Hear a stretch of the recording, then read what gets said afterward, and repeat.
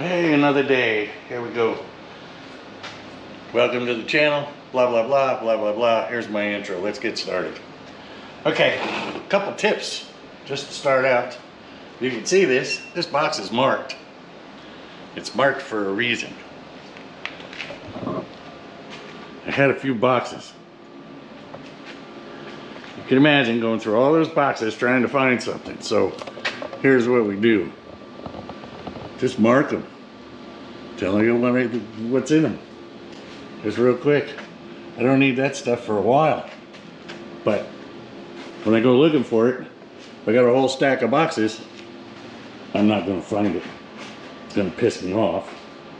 And then I'm going to go through every box, and guess what? The very last one is going to be the one that has what I need in it. No matter if you have 10 boxes or 50 boxes, it's going to be the last box.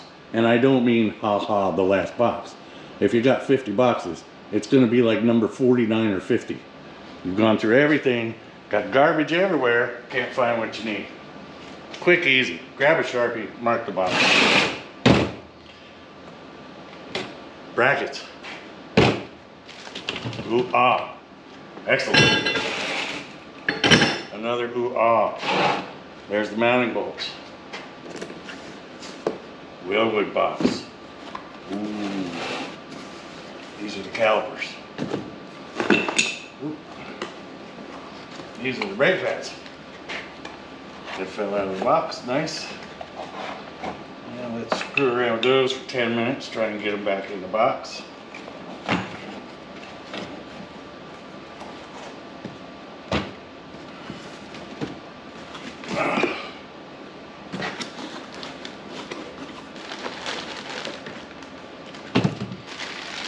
One more empty box for the stack. Out where I live, we don't have recycling. Well, we have it a little bit, but it's just a real pain in the butt.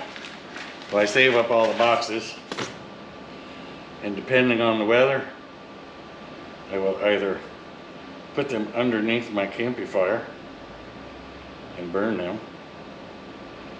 And I don't want to hear a whole bunch of, oh my God, it's bad for the environment. Look, I am a proponent for not doing stupid stuff and ruining this one environment of ours. But I will tell you this, because of you and me, there isn't near the problem that there is from a few other things in this environmental bunch of BS. I'll give you a perfect example. In Florida, the watermelon growers cover the dirt with plastic. They cover the dirt with plastic to keep the weeds from growing around their precious watermelons. At the end of the season, after they've picked it all up, they burn it all. Yes, they burn all of the plastic. Now we have watermelon fields all around us. Hundreds and hundreds of acres of watermelons. And those watermelons are wonderful. I probably have one or two a year. They sell them all over the world. I don't care. It doesn't matter to me. What does matter to me is that there are days here where you can barely breathe because they're burning plastic. I don't mean environmentally, oh, wonderful plastic. I mean black acrid smoke. Oh my God, takes your breath away smoke. So I called and reported it. And they came back to me with, well, that's legal. So I can't have a campfire half of the year because of burn bans, but they can burn hundreds and hundreds of acres of plastic. So basically what I'm telling you is if I burn a few cardboard boxes, you want to get up on your soapbox, go do it somewhere else, because I honestly don't give a shit. I cause much less pollution than you do, almost everybody, because I'm off the grid. I'm not hooked to the grid. I'm quiet, I'm in the back. My garbage does go out to the street and goes to the garbage can. I have a well. I have a little septic system that works perfect. So we don't have to worry about sewer pipes breaking in the middle of downtown because, oh, our infrastructure money went to some silly project that put circles traffic circles in instead of worrying about the pipes in the ground that are 30, 40 years old. I don't put anything in my dirt. I don't pour oil out there. I have a 55-gallon drum. I pump it into 5-gallon drums, buckets, pails. I take it into town, take it to the auto parts store, dump it in their bin when they'll let me. I take a little at a time, but I don't do oil changes out here. I'll do it for me, for this, but most of the time, my wife even goes to the oil change place. Hope you had enough of my belly. Let me try it up just a little bit. So, okay, here's what we got. We have an axle. We have spindles. We need to set the spindles aiming in the right direction so that they aren't aiming up in the air when it's on the ground. So when you set it up, you want your spindle to be parallel to the axle. If I turn this the other way, all of a sudden it's pointing down. No go. You want it like that. So, there's step one.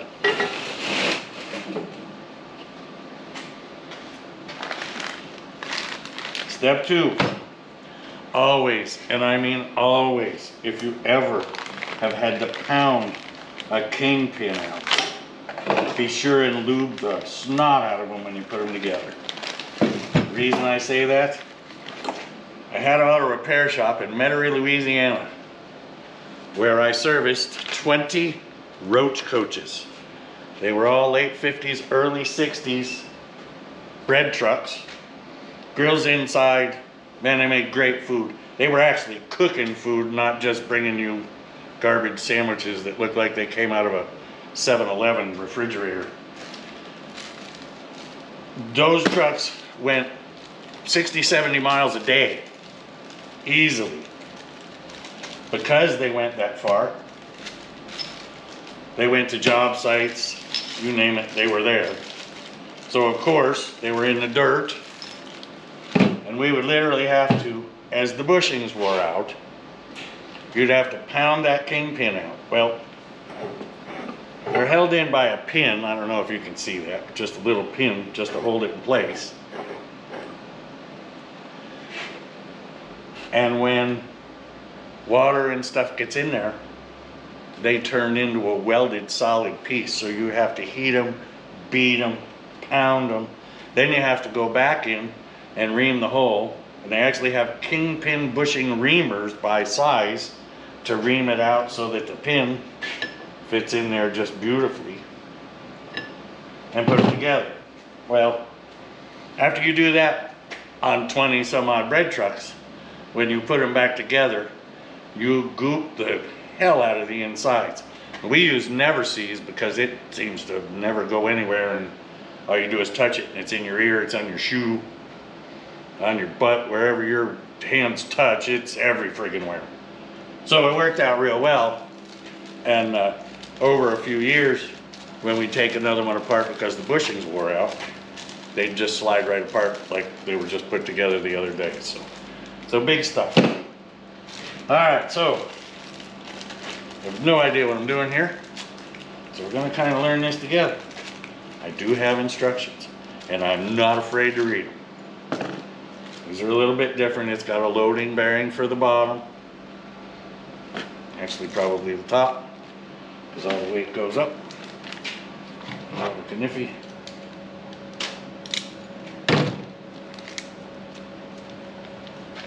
I will say this about all the boxes. When you have a bunch of boxes of all this stuff that came with it, keep the box for a little bit, because you never know, you're gonna have to send something back. Might be a problem, might be wrong, there's no telling. This has a warning. During installation and removal, do not strike hardened steel parts directly with a steel hammer. Personal injury from chips or splinters may result. In other words, the pins are hardened, you don't want a chip flying off and getting you. This is all warranty and disclaimers. And if there's parts missing and refusals.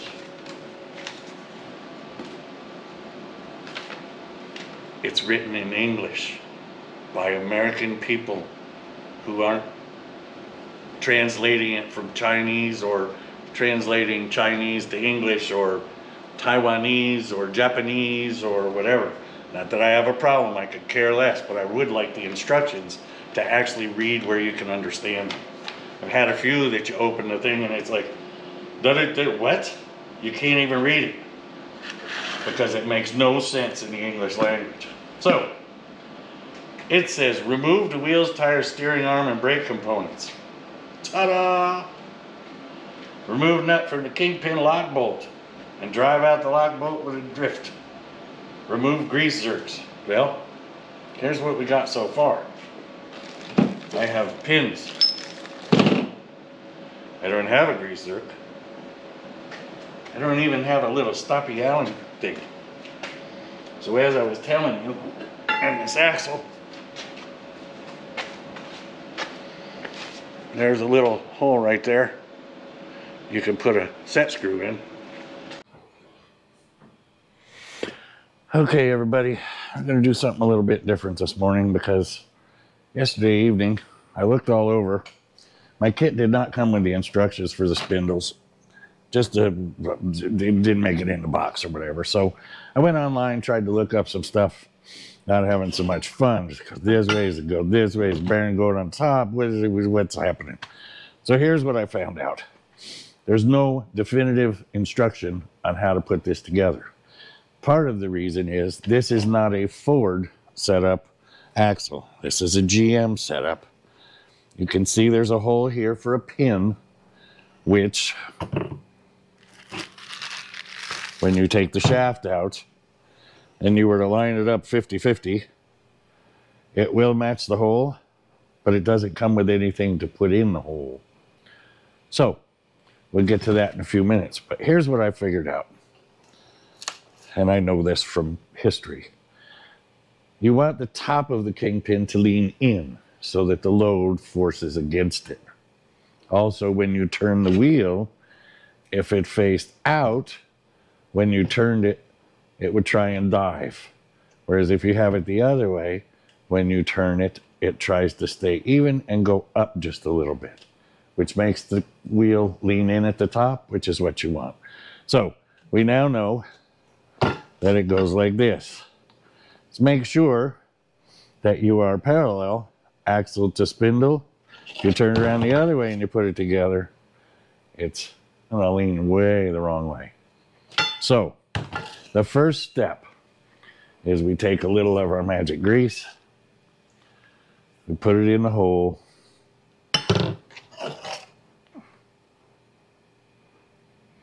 and just run your finger around in it quick, just to get a little lube in there. The same on the other side. And it doesn't hurt to do just a little in the axle itself. Because you are going to have to kind of press that in, which means you beat it with a hammer. It does have a warning in the instructions that says, don't beat it directly with a hammer, because if you do, a chip could come off, smack you in the head, and cause problems. So here's what I determined on top of that. The next piece to go in is a bearing. This bearing has two sides. It's got an open side which goes down, and then the dust seal goes up. I don't know how much of a fan I am of this. I'll let you know after driving it up and down my dirt road a few times. So the pin goes in. Grab a Sharpie. Mark your pin where the lock line is. That way, you know where it's got to be as far as clock position to line up with that hole. So we're going to take this. I'll actually roll the whole thing over so you can see the pinhole. We're going to kind of aim this the right way like this. We're going to get it close. We're going to take our bearing, dust cover up. We're going to slide that in here real quick. and we're going to push our pin through it. Then we're going to try and keep this as straight as we can, and we're going to tap it a few times. I will put you on hold so you don't have to hear that noise. Okay, now I'm back. The next thing it tells you to do is to check the gap here. Well, you can see it. For clearance. If you have more than 6 thousandths clearance, which we do, they want you to put a shim in. So we grab a shim, one which I have already used once before I took it apart, realizing I had it in the wrong way. And we slide a shim in there. Now this may be a little difficult. You can set it like this. And of course the shim I've got in my hand is one that I used, and you can see I kind of mashed it a little bit. So we'll grab a different one. I can flatten that one out later if I need to. Comes with a bunch. Obviously their machine work is pretty darn good, but you just never know. You know, 5 or 6 thousandths on something as rough cut as this stuff, you have to give them a break. So we slide that in. Now here's a cheaty way to do this. Take the other pin. You can only do this once, obviously, but take the other pin, slide it in the other side. Just so that you know your washer's in the right place. And then we'll tap, tap, tap some more.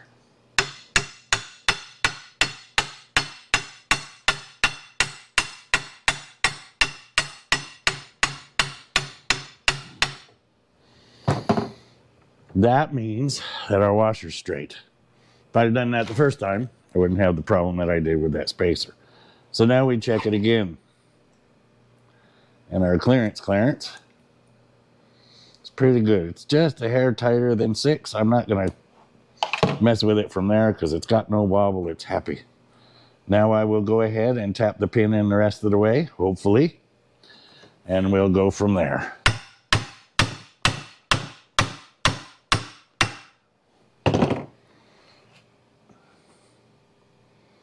Go just a hair further to get it centered between the top and the bottom. Okay, it's flush with the inside. It's flush with the inside. So that's about where she's going to sit. Now herein is one of the problems. Inside this hole that you can't see, the notch has started in there, but it is not all the way in. The reason it is because this bearing throws that notch out of whack. So what do? Well, you don't worry about it, and here's why. You're going to put a snap ring here. You're going to put a snap ring here. It gets a little cup over top of it. So by putting that cup in and that snap ring, the kingpin can't fall out. Now, there's no up and down load on that kingpin. So where can it go, right? I will still put a set screw in there just because I can. It did not come with one. So we'll deal with that in a couple minutes. So now that we've got that, this is what our snap rings and cups look like. So it doesn't show if you put this cup face up or face down either. So I don't know. I don't think there's really a reason to put it up or down. It's not going to float, I wouldn't think. So we'll go ahead and put them face up. Now, if you ever see a set of these at a yard sale, pick them up. They're ancient. They're made by KD Tools. The neat thing about them is, if you take a snap ring, and there is an up and down on a snap ring, by the way. One side has a sharp side, the other side has a rounded side. I doubt that you'll be able to see that. That's a sharp corner, this is a rounded corner. The sharp corner goes up. That way it can't pop out as easily. But you take these fine snap ring pliers, adjust them to the holes, put them in there, and you tighten it up. And when you tighten it up so it fits in, the neat thing about it is it stays there. So then one-handed, you can put it in the hole. Well, didn't quite get her tight enough. You can put her in the hole and release it without the snap ring trying to jump out, which we've all had that happen. Then just check and confirm it's all the way in the slot, which it is. And she's looking good. And then we'll repeat on the other side.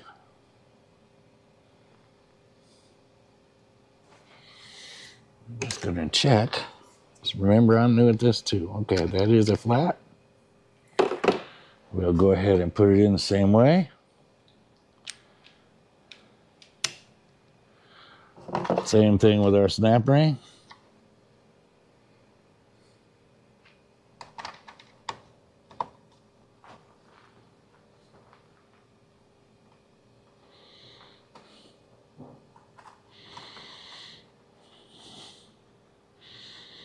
Tighten it up. Drop it in the hole.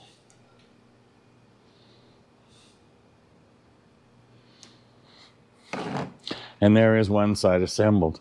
Now it comes with these. And I haven't quite figured out what to do with them. We'll get all of this out here real quick.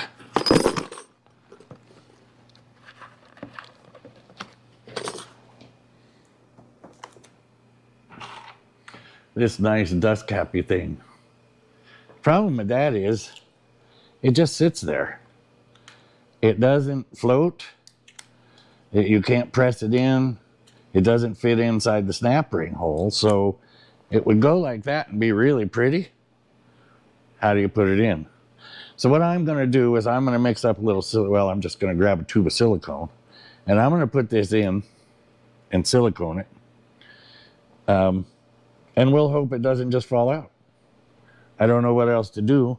Otherwise, dirt is going to collect in here. This is not a seal.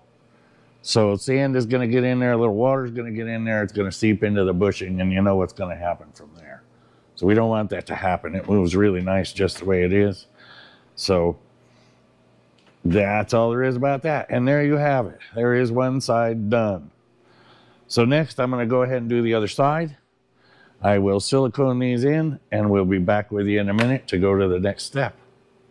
My cousin Brian taking care of later important things.